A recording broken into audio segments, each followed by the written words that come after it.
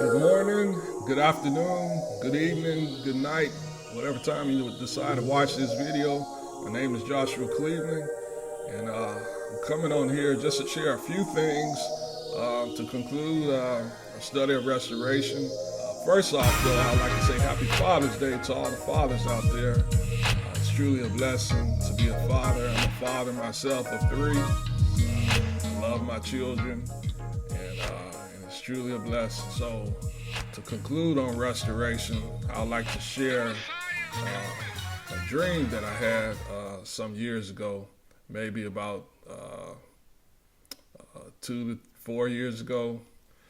I won't mention no names or their titles. I'll just acknowledge them as preachers. And there's two particular preachers I had seen in on two separate dreams, in two separate dreams, some years ago. Before they have been, as they are now, all on social media, going viral, being accused of certain things. Well, I would say this: some things are true and some things are false, and or some things hasn't really been revealed as true evidence, against them. There's just a lot of accusations. But yeah, there are two. Well, I acknowledge them, as I said, as two preachers, who are going viral now, being accused of certain things. So the first preacher had a dream about, well known in the church world and secular world. They're both, I would say, are known in the church and secular world. But this first preacher, I had a dream about. He was like laying in the bed, not like he was sick or anything, but he was laying like he was like exhausted and tired. And I seen him just laying his hand on an individual, as as if he was imparting, doing impartation or blessing the individual. Okay, and then when he laid his hand on the individual laying in bed, as he, like I said, was doing an impartation or a blessing, or we could even say like he was passing the mantle. Then the person who he laid his hand on, they were peaceful, they were, joyous, and they were receiving the blessing. Okay, and that's all I'll share about that dream. Now the next preacher in a separate dream, on another day,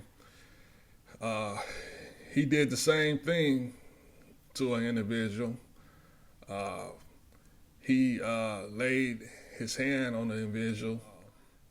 You would think it was impartation, but then again, it seemed like as if it was a deliverance. And the reason why I say that is because when he laid his hand on the person's head, praying for him, the person was not receiving it well, and it was not peaceful. The person was not peaceful. Put it that way. It was not a peaceful, transaction. I don't, if I could put it that way. So as time went on,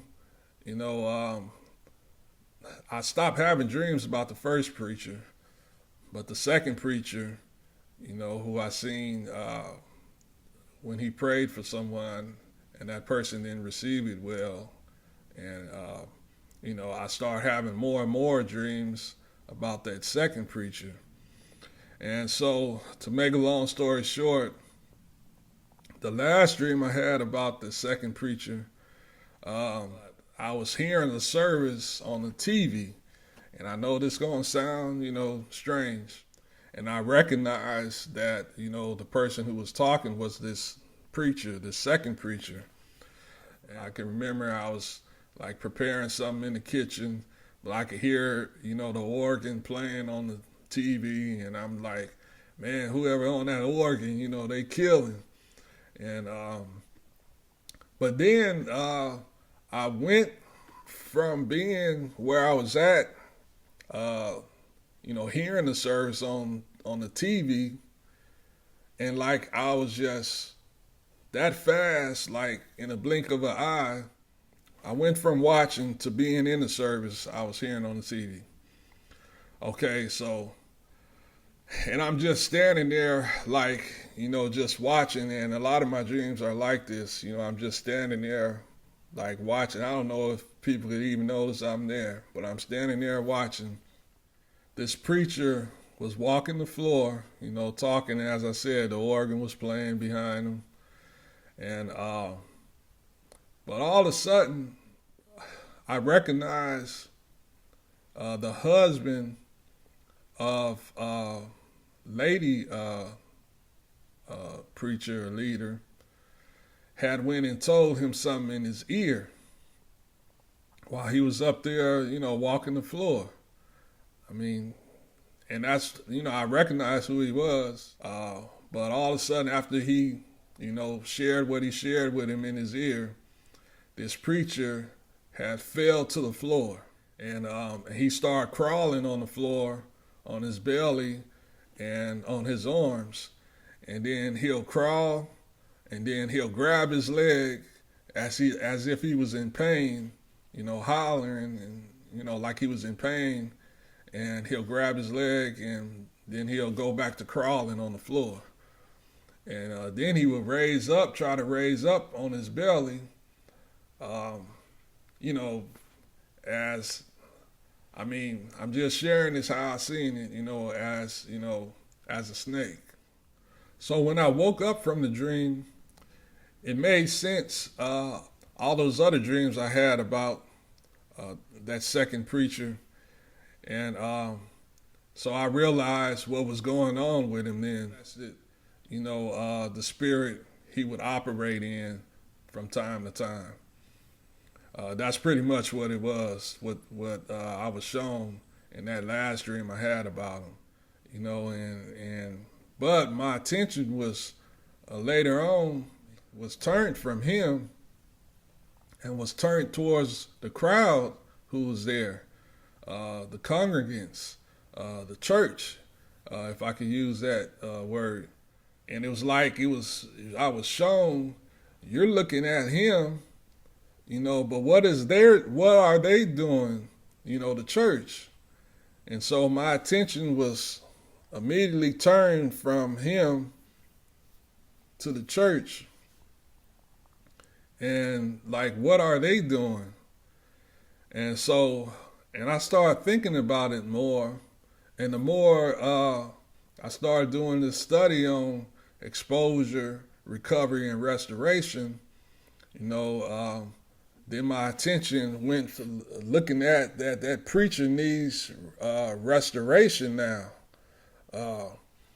And so looking at the church, what they were doing, when he was crawling on the floor, and manifesting and crawling on the floor, everybody was just looking at him. The congregants, they were getting out of his way. They were just staring at him. They were just staring at him. Nobody was trying to help him up. Nobody was trying to pray for him. Nobody was trying to cast nothing out of him. Looking at, if I could put it this way, they were looking at his nakedness instead of being like Shem and Japhet and covering him and restore him. See, prior to that, while he was walking the floor speaking, everybody was loud, excited, cheering him on, rooting him on. Long as he was talking, saying things they could receive and things they like, and they were good, you know, and this is God's will for us to do as concerning the church. Instead of jumping on them, everybody bandwagon to slander, and it's God's will for us to cover them and restore them. Now, if they prideful, you know, and then yes, we have to let God deal with them. That's what I wanted to share, and I hope you have a good Father's Day to all the fathers out there. Happy Father's Day once again. I think I'm about to go fishing. See, I got my Bass Pro shirt on. But I just wanted to share this with you, and continue on staying in the script. God bless. The Messiah is coming.